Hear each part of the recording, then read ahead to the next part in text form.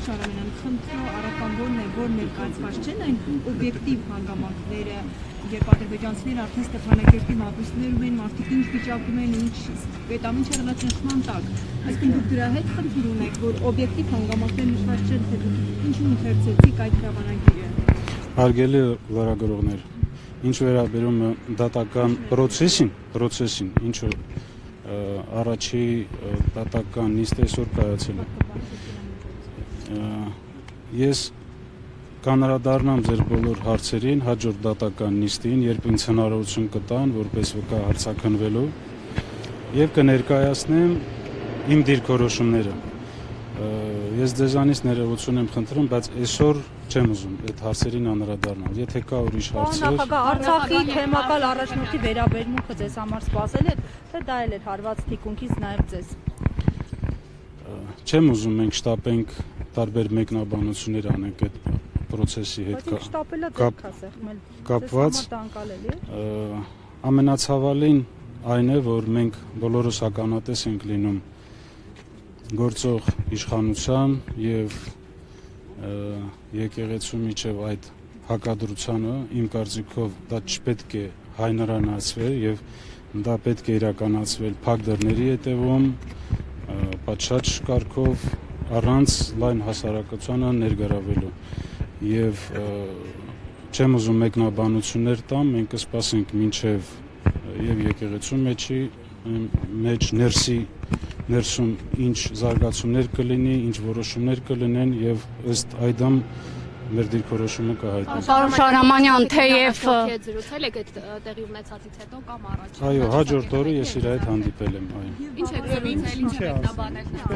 Ես ստացել եմ իր հիմնավորումները, ինձ մեկ հարց էր հետաքրքրում հիմնականում, արդյոք այդ հանդիպումը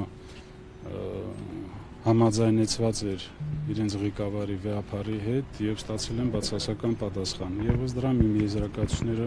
ես արել եմ։ Այսինքն վեհապարը տեղեկացված չի եղել հանդիպման մասին եւ համաձայնություն չի տվել։ Իմ տեղեկությունները ոչ։ Իսկ ինչու է որոշել գնալ այդ դեպքում, եթե ես չեմ կարա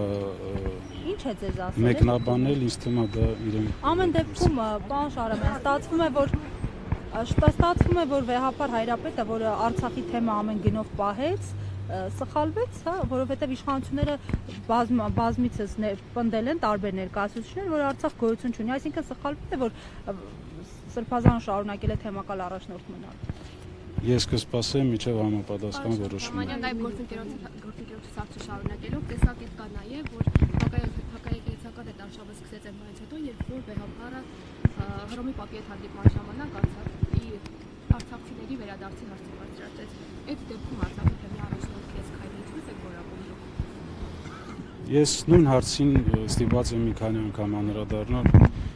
Վեհապարի դիրքորոշումը Արցախի հետ կապված, Արցախի հետ տեղի ունեցածի հետ կապված, արցախահայության իրավունքների հետ կապված բոլորիս հայտնի է եւ մենք կիսում ենք այդ դիրքորոշումը։ Ես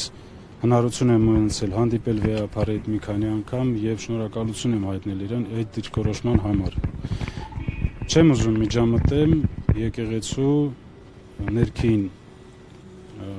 process-ներին եւ շտապողականություն։ Պարոն Շարամանյան, կոնկրետ չեմ կարող ասեմ, բայց բարբերաբար մենք հանդիպում ենք։ թեև չեք ուզում անդրադառնալ դատական այս գործընթացին, բայց Հայաստանի պատմության դասագրքի հեղինակը ավելի վաղ կարծիք էր հայտնել, որ եթե հրամանագիր չեք ստորագրել, ապա հետո ինչու եք նոր հրամանագիր ստորագրել, որով չեղարկում եք Լեռնային Ղարաբաղի եւ պարոն Շարամանյան, իշխանական ներկայացուցիչները, ԿՊԱ-ական падգամավորները պարբերաբար հարց են բարձրացնում, թե այդ ինչպես ստացվեց, որ դուք կարողացաք անվտանգ ձեր թիկնապահներով շրջապատված դուրս գալ Լեռնային Ղարաբաղից, բայց Արցախի նախկին քաղաքական ղեկավարությունը այդպես էլ չկարողացավ եւ գերեվարվեց։ Ինչ վերաբերում է ձեր հարցի առաջի մասին, ես անդրադարձել եմ եւ չեմ ուզում նորից կրկնել, մենք մի քանի անգամ հնարավորություն ենք ունեցել այդ թվում Արցախի տեղեկատվական շտաբով անդրադառնալ այդ ձեր նշած բոլոր հարցերին։ Ինչ վերաբերում է թե ինչպես եմ ես կարողացել դուրս գամ